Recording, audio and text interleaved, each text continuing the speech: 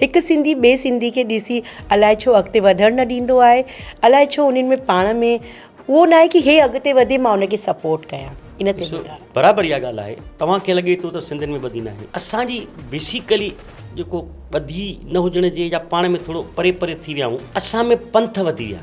असां सिंध खां आयासीं त असांजा वॾा ग्रंथ साहिब बि खणी आया ऐं लाल साईं बि खणी आया, पर हिते अचण खां पोइ जंहिं प्रांत में रहियासीं, जंहिं जाइ ते असां रहियासीं, असांखे उतां जे प्रांत जे संतनि जे बारे में औलाद जीअं पैदा थींदी वई उहो उन कल्चर में ढलंदा विया, त असां पंहिंजे इष्ट देवता खे विसारे छॾियोसीं, पंहिंजे सतगुरुनि खे बि विसारे छॾियोसीं। त विसारण जे करे छा थियो, असां मुख़्तलिफ़ पंथनि में बटिजी वियासीं। मां त इहा सलाह ॾींदुमि त जेके वॾी ऑर्गेनाइज़ेशन हिकु प्लेटफॉर्म ते अचनि, ये तो ॾाढी सुठी ॻाल्हि आहे। जी जी जी, हिकु थियो दुनिया तव्हांजे अॻियां झुकंदव, ऐं जे तव्हां अलॻि अलॻि विढ़ंदव त दुनिया तव्हांखे झुकाईंदी। मुंहिंजी अॼु बि दिलि सां इहा हूंदी आहे, सचे साईं जे अॻियां पर अरदास हूंदी आहे त साईं सिंधियुनि खे सम्झ ॾे।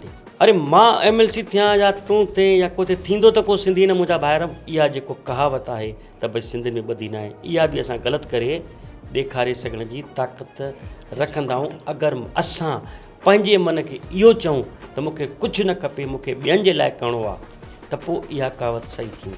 बिल्कुलु उन वक़्तु बराबरि आहे। असां लॾे आयासीं त पाण खे छा हो, मूंखे धंधो करिणो हो, मां दुकान पियो खोलियां त भरिसां ॿियो पियो खोले, त थोरो साड़ पचाड़ थिए पियो।